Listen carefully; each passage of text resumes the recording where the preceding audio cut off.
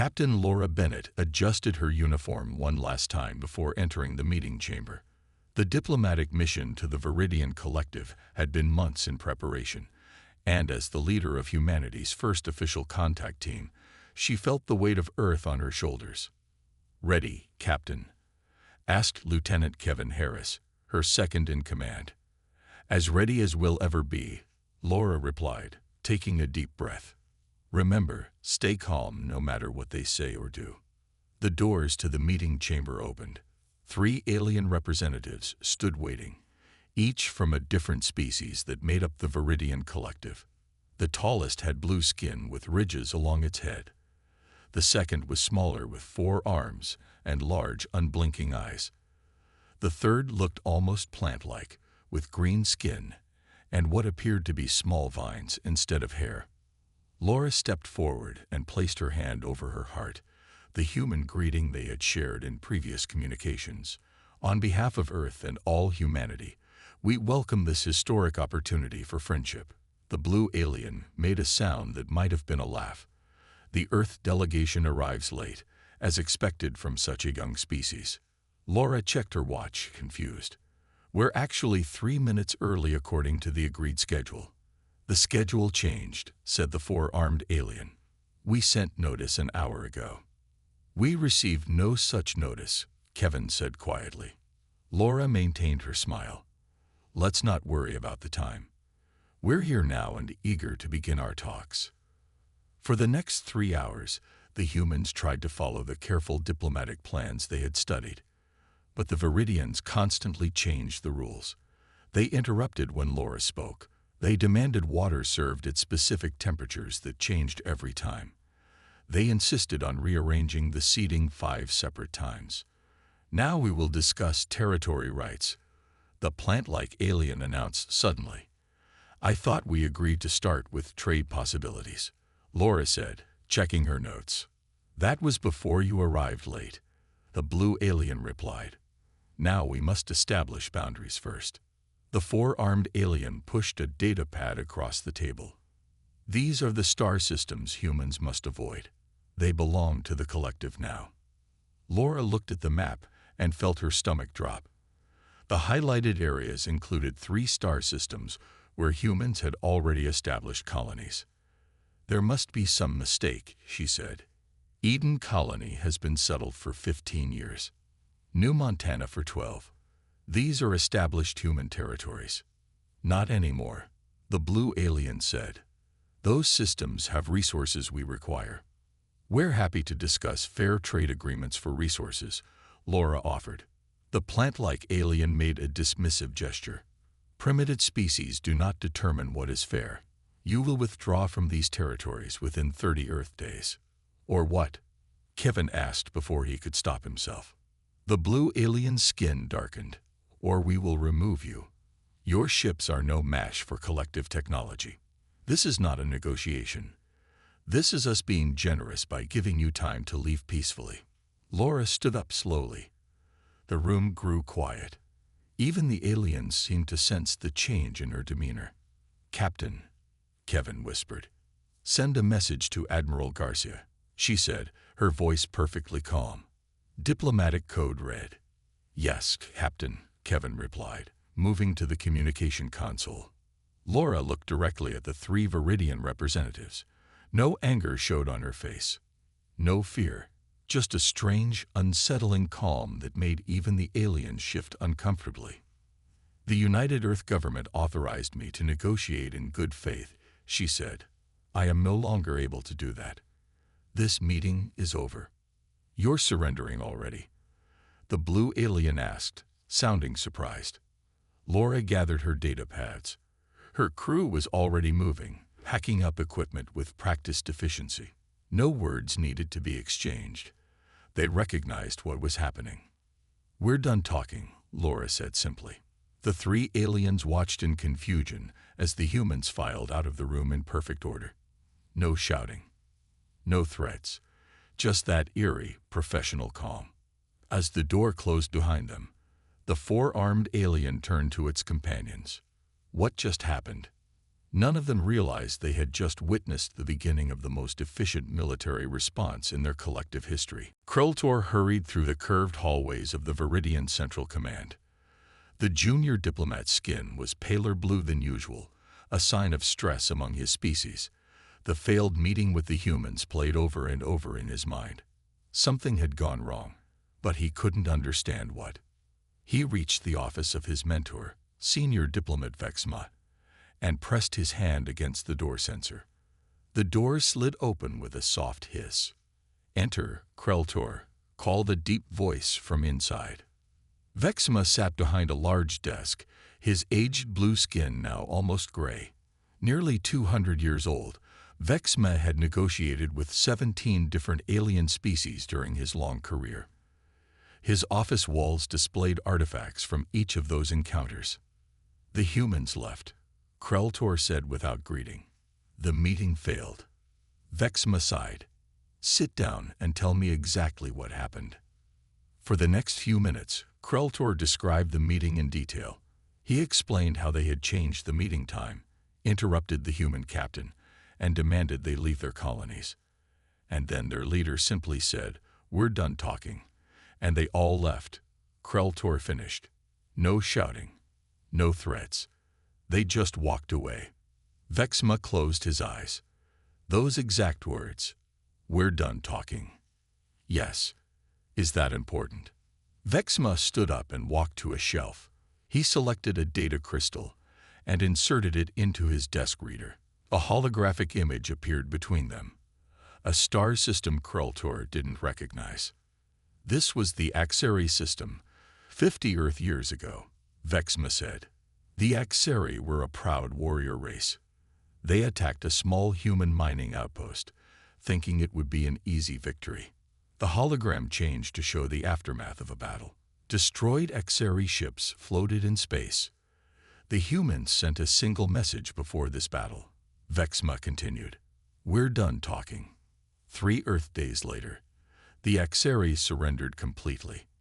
Kreltor stared at the images. 1 battle. 3 battles, Vexma corrected. All perfectly coordinated across 3 star systems. The humans never sent another message. They just acted. The hologram changed again. The Praxis conflict, 30 Earth years ago, Vexma explained.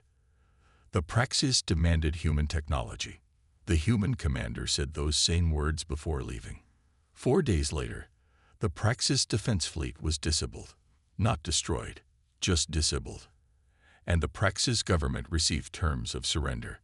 Kreltor felt his skin grow even paler. But humans are supposed to be emotional, talkative. All our intelligence says they love speeches and declarations. Vexma nodded. That is their normal state. But there is something you must understand about humans. When their commanders say, "We're done talking," they mean exactly that. No more words, no more warnings, no more chances. Only action follows. But the High Command said humans are technologically inferior, Kreltor argued. Their individual ships may not match ours in power, Vexma admitted. But there is something about their tactics, their coordination when they enter this calm state. It's unlike anything I've seen in my 2 centuries of diplomacy.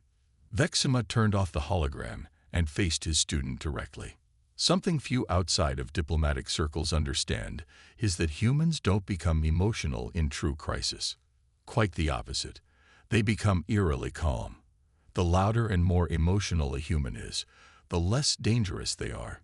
It's when they go quiet that you should worry. "What should we do?" Kreltor asked. "Contact the High Command immediately. Tell them to resign the demand for human territories." "Tell them." A chime interrupted him. Vexma checked his communication device, and his expression grew grave. "It's too late. The High Command has already ordered a disciplinary strike against the human colony at Eden. They want to teach the humans a lesson." Kreltor felt a chill run through his body. "And what will the humans teach us in return?" Vexma looked at him with tired eyes. "That, young one, is what I fear we are about to find out." Admiral Stephen Garcia looked at the replay of the diplomatic meeting for the 3rd time. He watched as Captain Bennett said those final words. "We're done talking," and then led her team out of the room.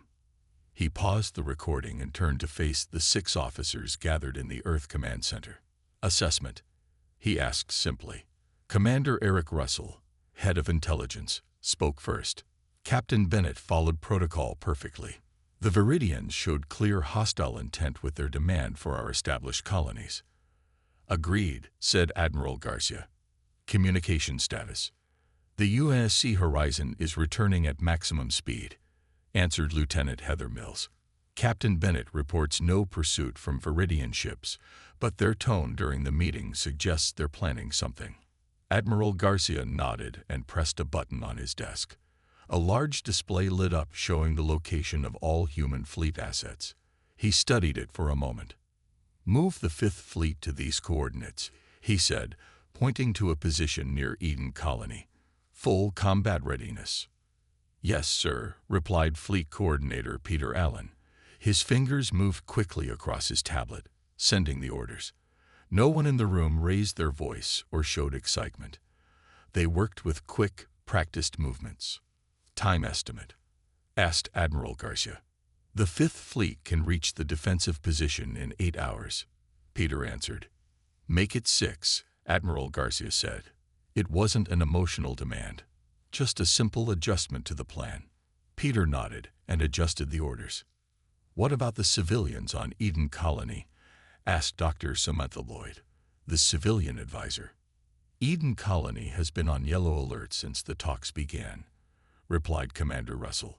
"Governor Daly has already started moving people to the shelter areas." "Good," said Admiral Garcia. "Now we wait." At Eden Colony, Governor Marcus Daly looked out the window of his office at the colony's main plaza. Families were moving with purpose, but without panic toward the underground shelters. The colony's alert system had been activated 2 hours ago. "Status report," he said to his assistant.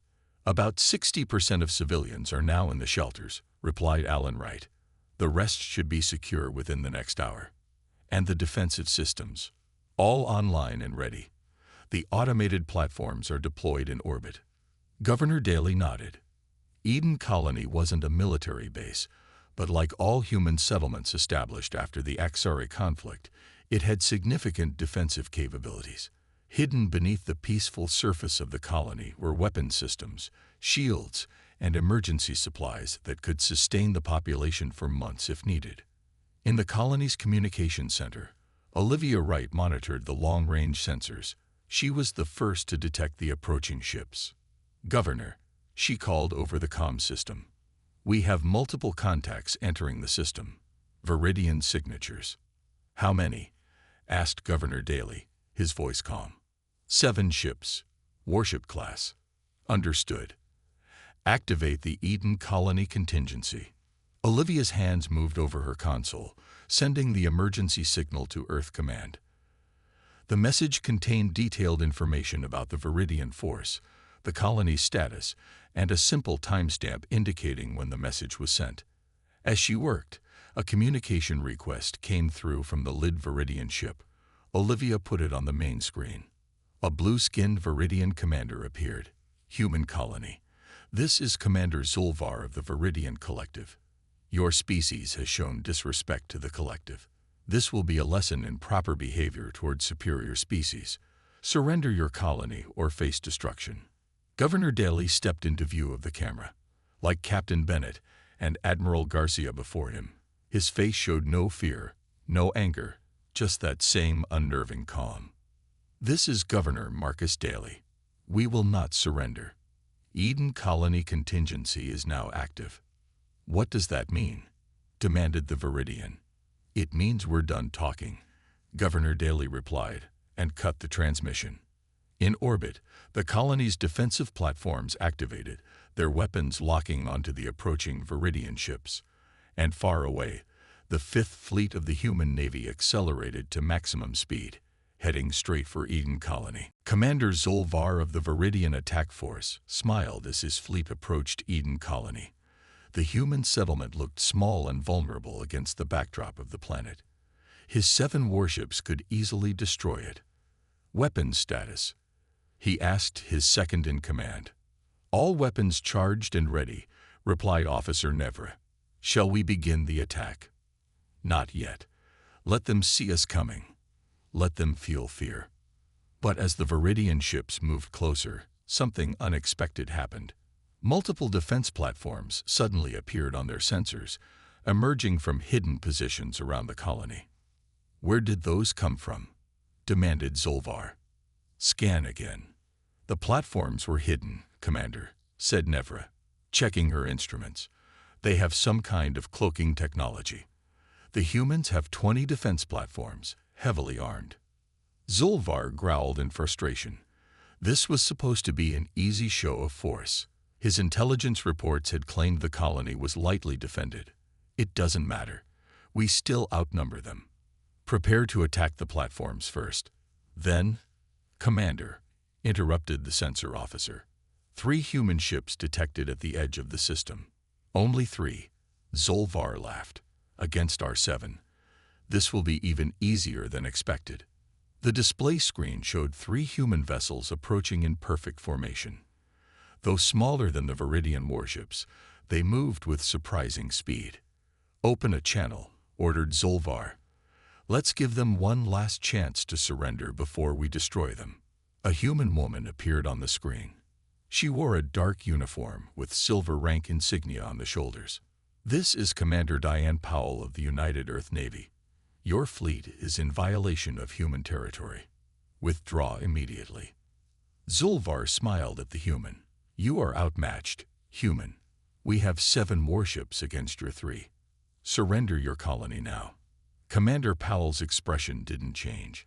No fear showed on her face, just that same unsettling calm Zolvar had seen on the colony governor's face.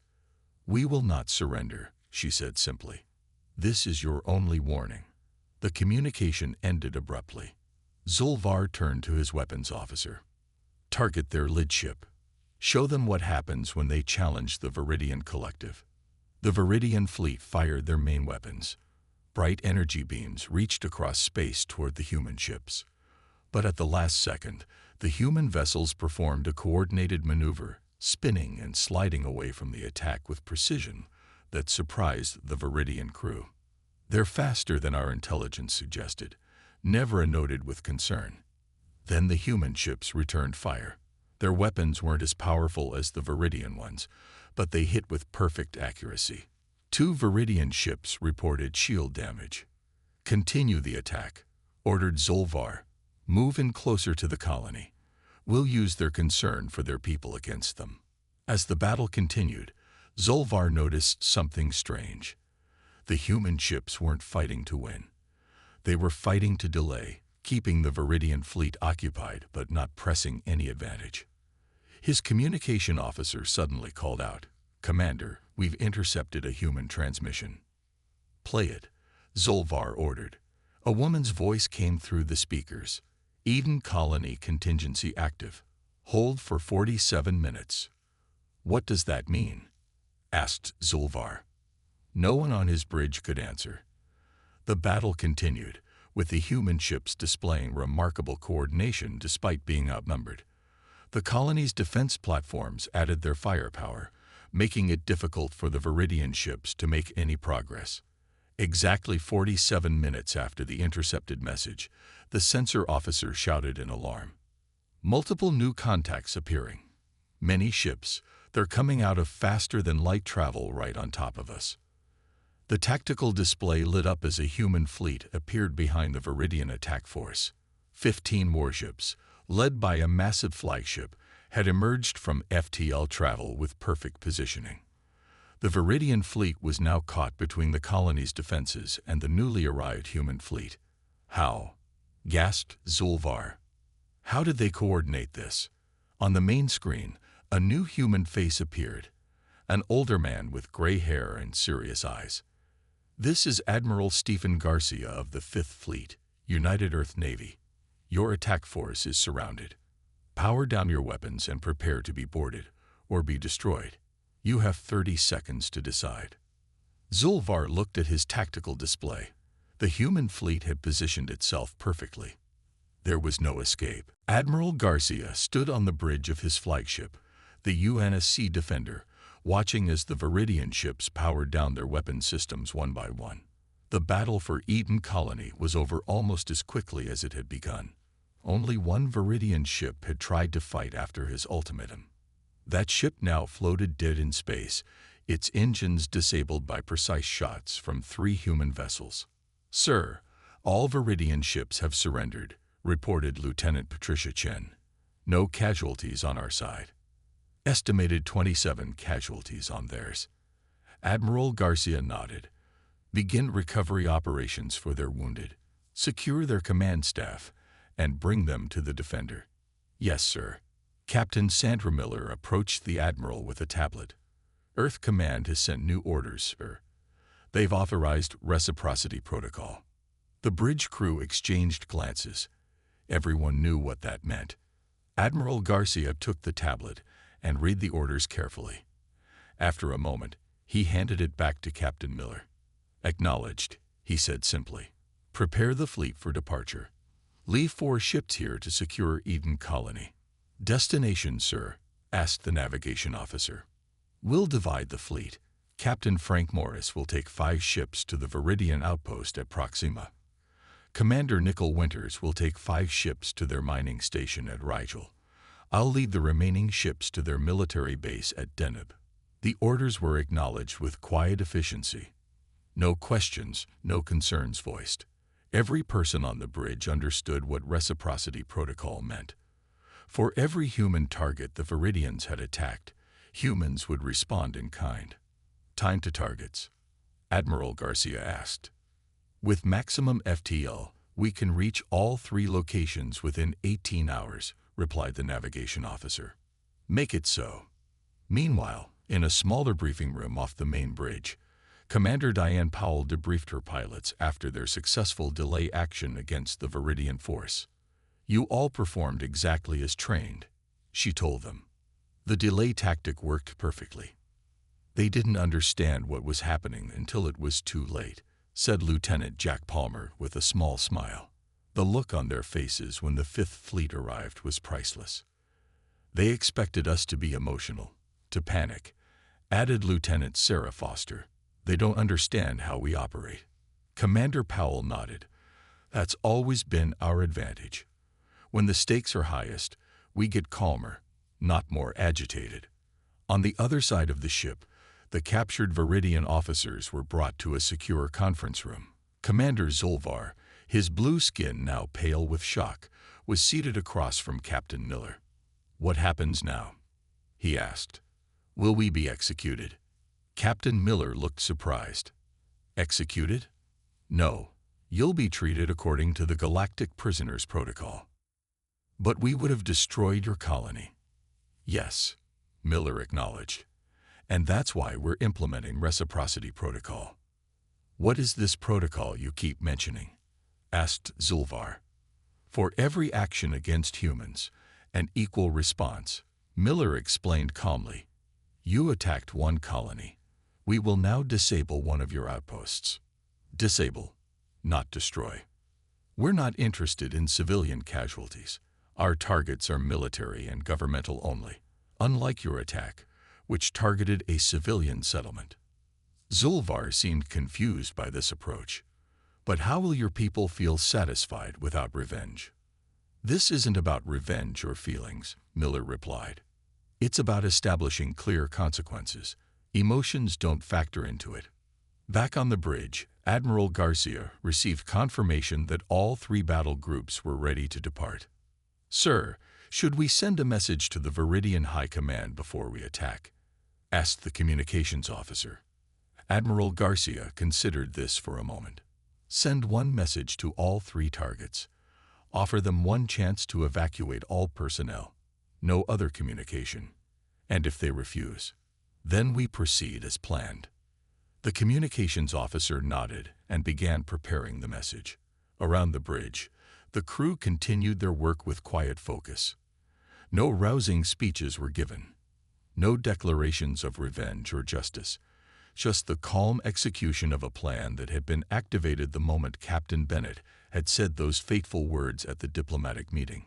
12 hours later, The 3 human battle groups arrived at their targets simultaneously. At each location, a single message was sent: evacuate your personnel within 1 hour. This is your only warning. On the Vidian homeworld of Meridia, the High Command gathered in an emergency session. The large chamber was filled with the sounds of angry voices as military leaders from all 3 species of the collective argued about the human response to their attack. How did they coordinate so perfectly? Demanded General Krez, slamming his 4-armed fist on the table. They knew exactly when our ships would arrive at Eden Colony. And now they've attacked 3 of our outposts simultaneously, added Admiral Vox, her plant-like tendrils twitching with agitation. Proxima Station has gone silent. Rigel Mining Base reports all defenses disabled. Denad Military Base's communications are down. Supreme Commander Lox, the highest-ranking military leader of the blue-skinned Vidians, stared at the tactical display showing the current positions of all known human ships. Where is their anger? He wondered aloud. Where are their emotional speeches? Their threats?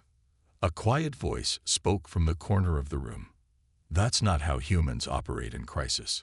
All heads turned to look at Intelligence Officer Mira, a smaller blue-skinned Vidian who specialized in studying other species. She approached the table cautiously, carrying a datapad. Explain, ordered Supreme Commander Lox. I've been studying human military history, Mira said.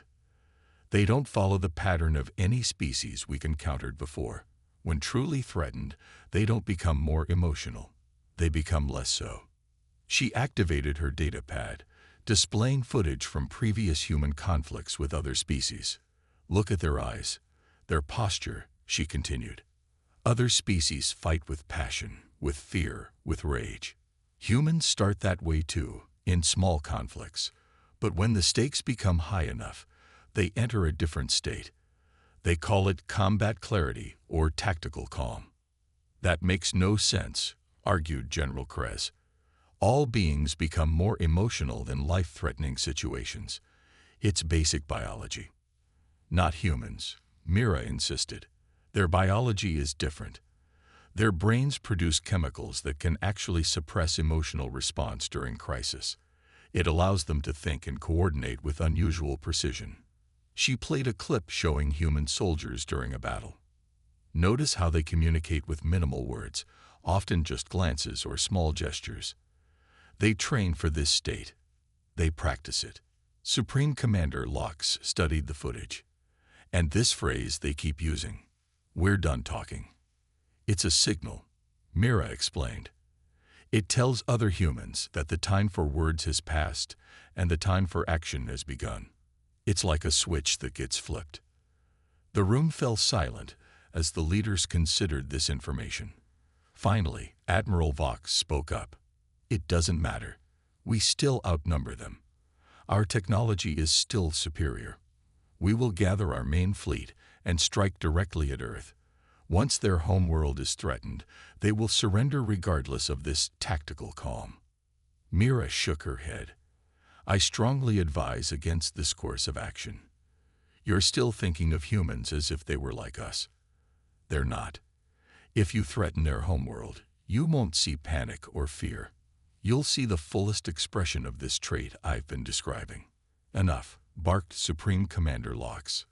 You are dismissed, Intelligence Officer.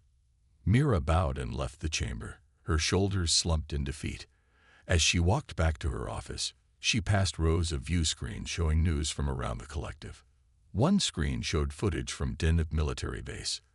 The human ships had disabled all defensive systems, but had carefully avoided any civilian areas.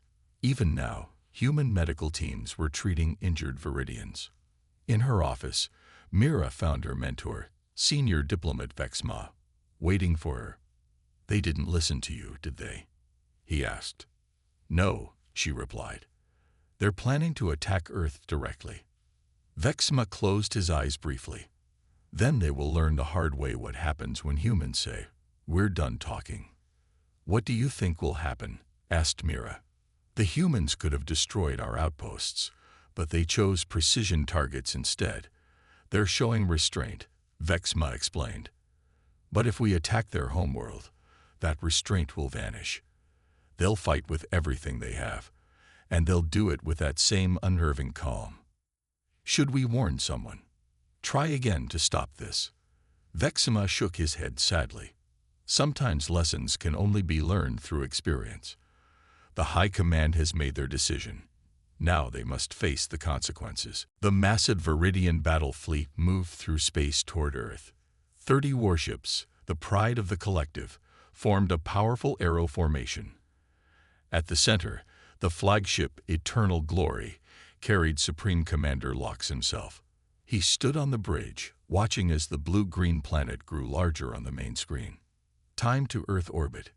he asked. "1 hour, Supreme Commander," replied the navigation officer. "Any sign of human resistance?" "Nothing yet, sir. Our scans show their orbital defense stations, but they haven't powered weapon systems." Lox smiled. "They know they cannot win. Perhaps they have finally learned respect." But as the fleet passed the orbit of Mars, sensors began to detect movement. "Supreme Commander," called the sensor officer, multiple contacts appearing from behind Earth's moon. The tactical display lit up with dozens of signals. Earth's defense fleet was emerging from hiding, arranging itself in a complex formation that no Vidian battle planner would have chosen. Instead of grouping by ship type or firepower, the human vessels were mixed together in what seemed like a random pattern. "Count," demanded Lox. 25 ships, sir, plus their defense stations. Still fewer than our fleet." Lox felt his confidence return. "Open a channel to their command. Let's see if they're ready to surrender now." The main screen flickered, and Admiral Garcia's face appeared. He looked calm, even relaxed. "This is Admiral Stephen Garcia of Earth Defense Fleet. Your presence here is an act of war against our homeworld." "This is Supreme Commander Lox of the Vidian Collective," Lox replied grandly. "Your species has shown disrespect to superior beings. We are here to teach you proper humility." Admiral Garcia's expression didn't change. "You attacked a civilian colony. We responded with precision strikes against military targets, avoiding civilian casualties. You've escalated by threatening our homeworld. I am authorized to offer you one chance to withdraw." Lox laughed. "You are outnumbered. Your technology is inferior. Earth will burn if you do not surrender now." For a moment, Admiral Garcia said nothing. Then he spoke 4 simple words. "We're done talking."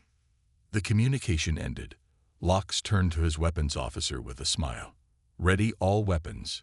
Target their lid ships first." But before the Vidian fleet could fire, something strange happened.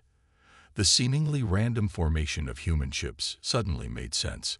They began to move in perfect coordination, executing a complex dance that no single commander could have directed in real time.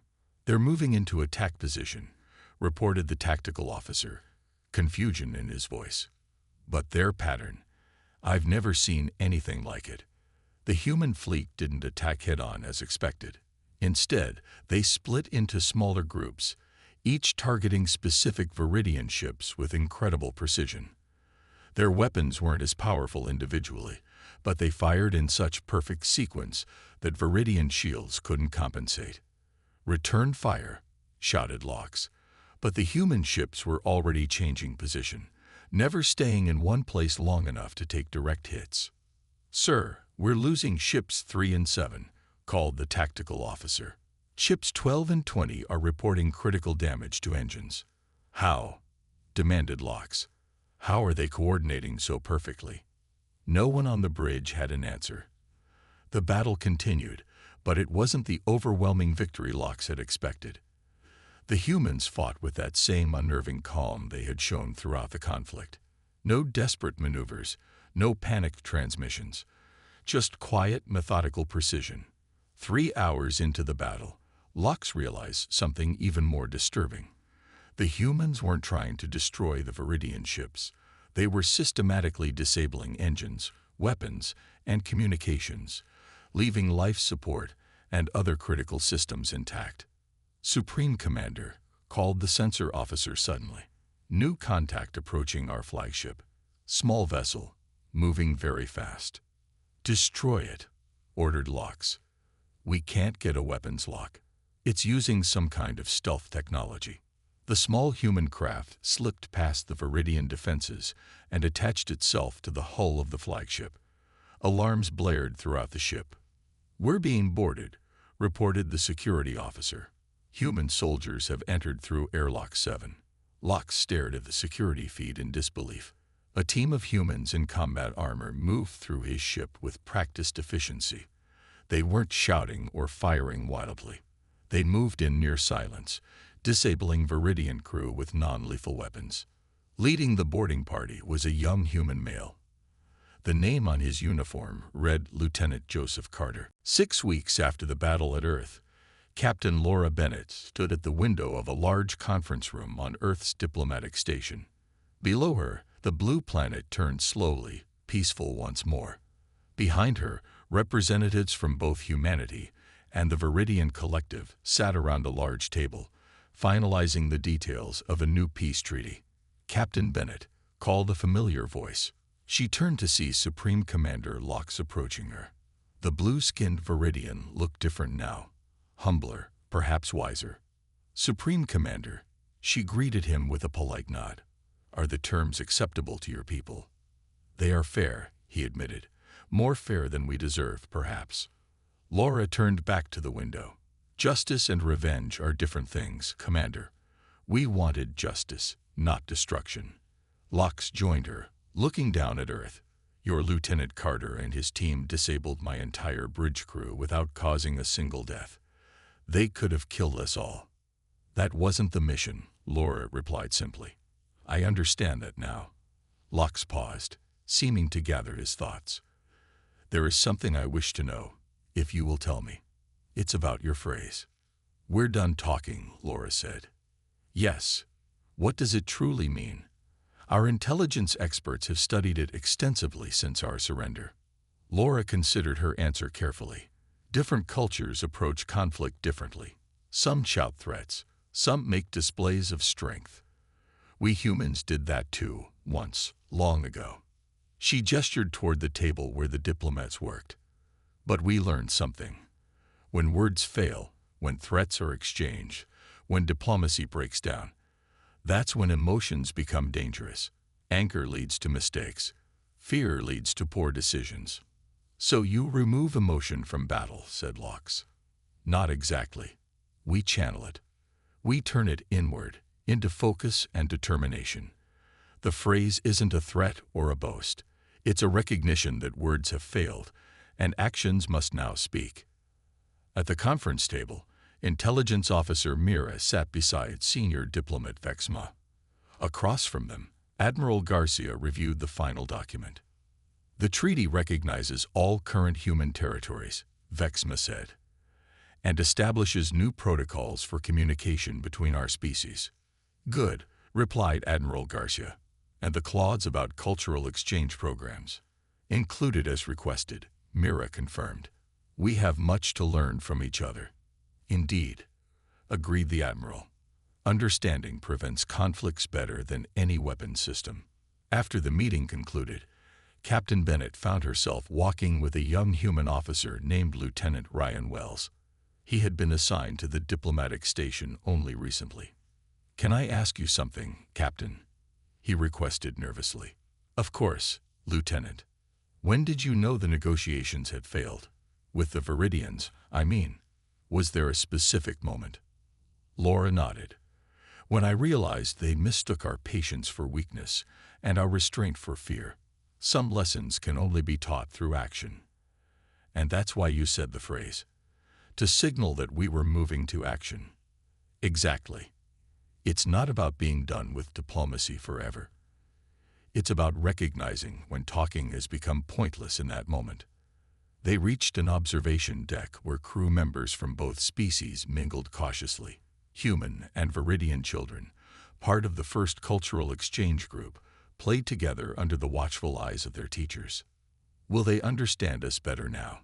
Asked Lieutenant Wells, watching the children. I think so, Laura replied. The Vidians fight with emotion, with grand gestures and displays of power. It confused them that we become quieter, calmer in crisis. Different evolutionary paths, I guess, said Wells. Laura nodded. They've learned that humans don't fight with hatred or anger, but with a calm, unwavering resolve. And we've learned not to mistake their emotional displays for weakness. As they watched, a small Vidian child offered a toy to a human girl. The human accepted it with a smile. Understanding, said Laura softly. That's what all this was really about. In the distance, Earth continued its peaceful rotation, a blue gem in the darkness of space. Around it orbited ships from both human and Vidian fleets, now keeping watch together instead of against each other.